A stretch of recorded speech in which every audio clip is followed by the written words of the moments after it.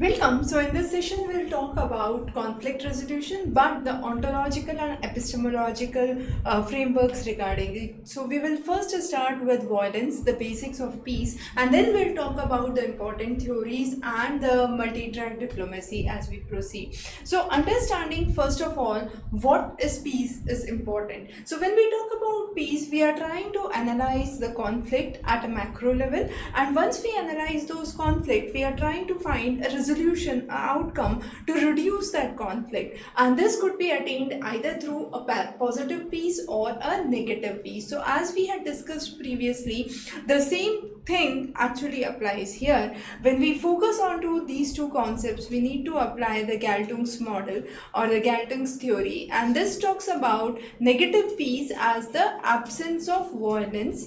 However, positive peace is the absence of structural violence.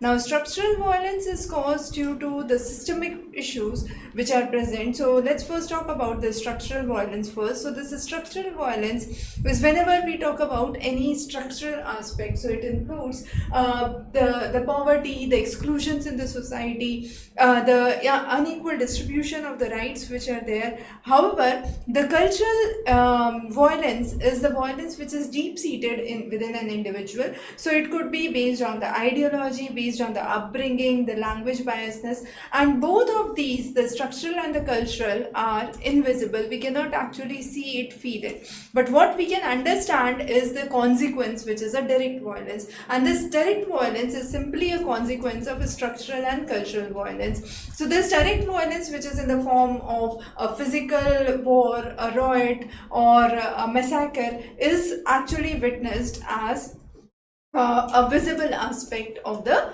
violence. So Galtung, under his violence triangle, talked about these three aspects, and when we talk about this absence of direct violence, we say it is a negative peace. However, when we talk about the absence of structural violence, we say it's a positive peace. So the negative peace simply includes bringing a ceasefire, a truce, or a military balance into the system.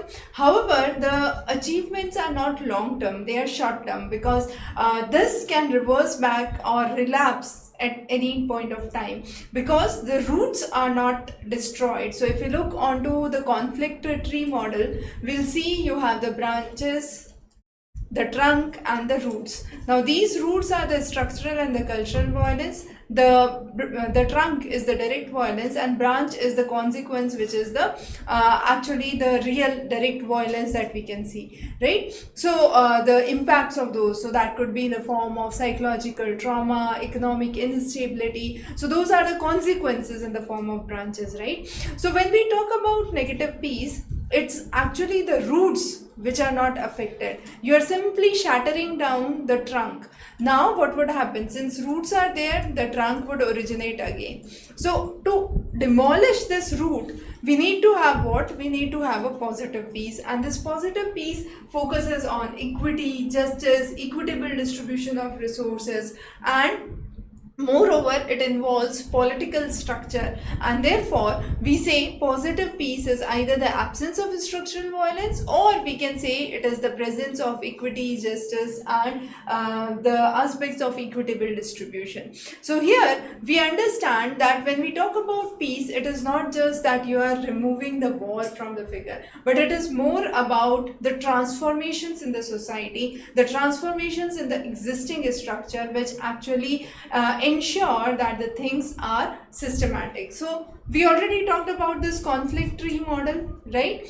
The another important model is the onion pin model. Now this onion pin model is again important because here we are trying to categorize the layers of communication. Now the first layer that we talk about, the position layer, it is an explicit layer. It is the public demand, which are actually very obvious. For example, this territory belongs to country A. So that is the position, that is a public demand, or something that is very obvious, explicit. The next is the interest. Now this interest includes the motivation. So P, I, and N. So P for position, I for interest, and N for need.